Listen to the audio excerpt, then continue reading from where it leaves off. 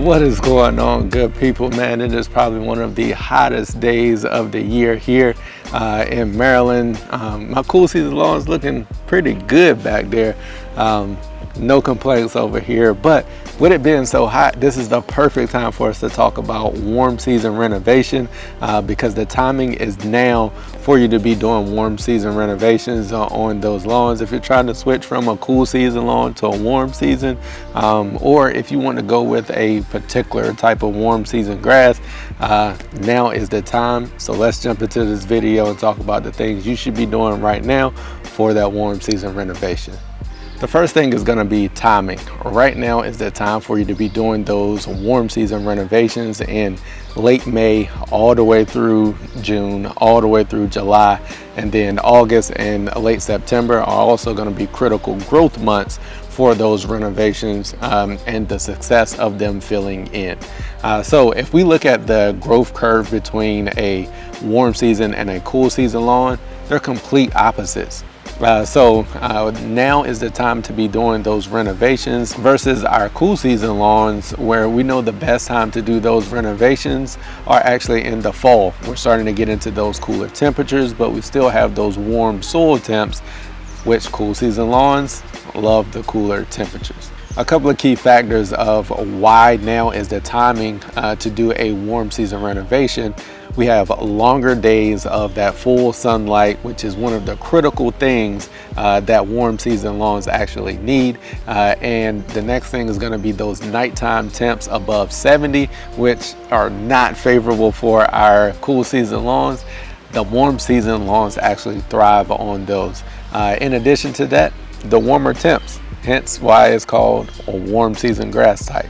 So no matter if you're trying to do a warm season renovation either with sod, sprigs, or if you're going to be seeding it, now is the time for you to get out there and get going on those warm season renovations. Now let's get into the process steps of doing that renovation. So the first thing is going to be, you got to get rid of that existing lawn that you have. Yep, it's time for it to go if you're trying to put in a new one. If you already have an existing cool season lawn that's either pretty clean or only has a couple of weeds here and there, this is very easy to eliminate. You can go ahead and just use label rates of a non-selective herbicide. We also like to call it holy water. You can use that mixed with a surfactant or MSO as a little kicker to go ahead and get that herbicide into the plant. If you have an existing warm season lawn and you're trying to switch to a particular warm season grass type, I would recommend IronCutter by MVP Genetics. That's what I'm going to be describing throughout the rest of this video, which was a renovation that I did on my pop's lawn down in North Carolina. You can eliminate those warm season grass types. It's going to be a little more challenging, but you can go with a non-selective herbicide, same holy water that you use on the cool season lawn.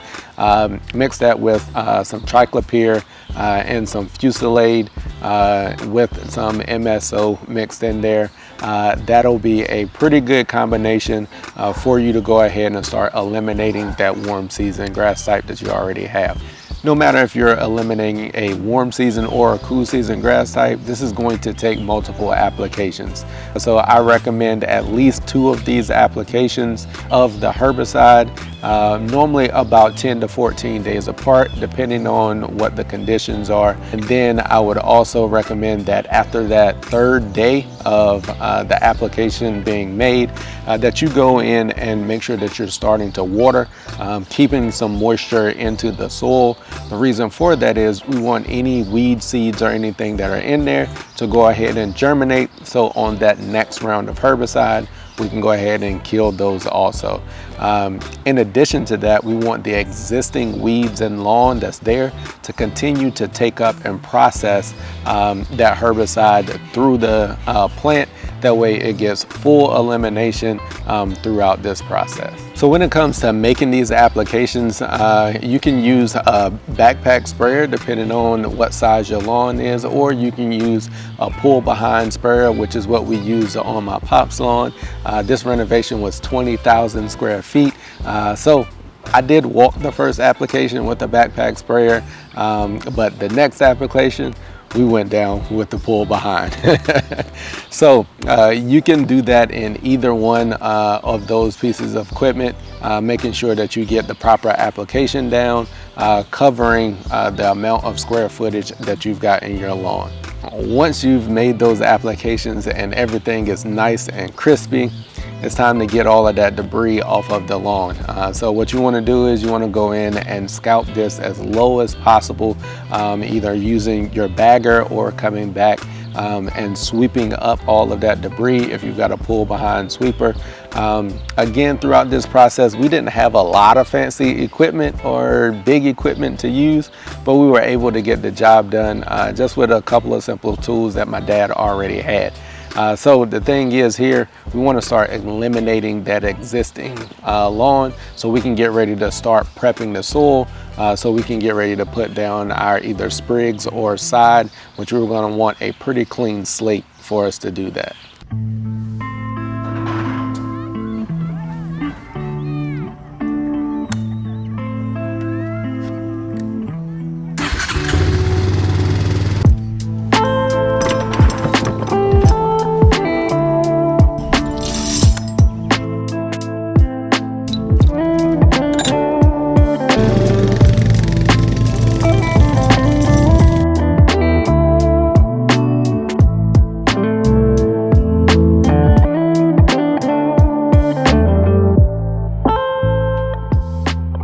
Now it's time to prep the soil.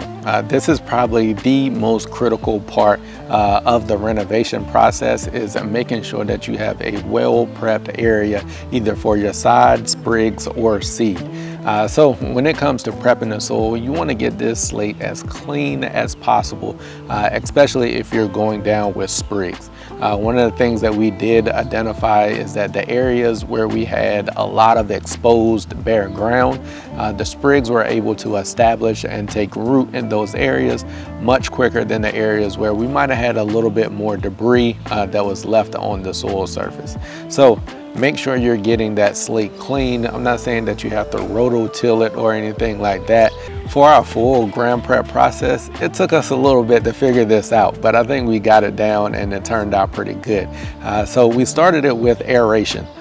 So aeration is a good way to go ahead and start loosening up that soil and getting things prepped, because once we put those sprigs down, the first thing that it's going to try to do is root down into the soil. We want to make sure that we've got some loose soil there so that it can easily root down and start establishing itself. Once we finished that aeration, we came back with the harrow drag, and using that drag behind the ATV with a little bit of weight on it actually turned out to be golden. Once we were able to do that, the soil was pretty fluffy, so we wanted to make sure that we got some water on it after that to kind of settle things back down, but it did allow us to continue to pull up some more of that debris, which was critical. And once we came through with the drag, we actually let this dry. If you remember, we did do some watering prior to this, so we have good soil moisture. So we actually let this dry on the soil surface, and then we were able to come back behind it with a sweeper, the pull behind sweeper, and it actually picked up majority or a large portion of the debris that was left. And from the clips here, you can see we pulled a lot of debris out of this lawn. This was a all-day prep job that we did, but I think at the end we had a surface that was well prepped and ready to go. Looking back on the process, the one thing that I really wish we had done differently is the leveling work. Now is the time to do any leveling work that you need to do. I know I mentioned that you do not have to come in and rototill it, but if your grade is off that bad, or if your level is off that bad in your lawn and you need to do that, now is the time to do it. We had some areas that were a little unlevel, and now that things are grown in, the cut quality is not exactly where we want it, based on my dad actually got a larger mower deck, so now it's not cutting as well, given that we need to address some of the leveling issues. There will be another installment that will be coming soon where we will actually go through the sprigging and the irrigation portion of it, and then start showing you what the grow-in process actually looked like. So make sure that you stick around for those videos. They will be coming out here shortly.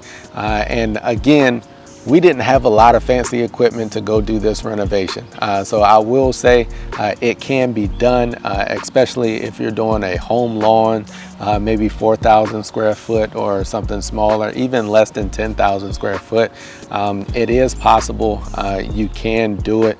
If you are looking for a warm season grass type and you're looking for something that's pretty elite, I will recommend IronCutter Bermuda from MVP Genetics. I love everything about this grass type. If you have not checked out the full live stream that we did with Adam Russell from MVP Genetics, and also the Lawn Guardian, make sure you go back and check out that live stream. We get into a lot of the details of that grass and why it is as elite as what it is. Make sure you're on the lookout for the next upcoming videos to describe the rest of this sprigging process. Hey, and as I always say, just know we work.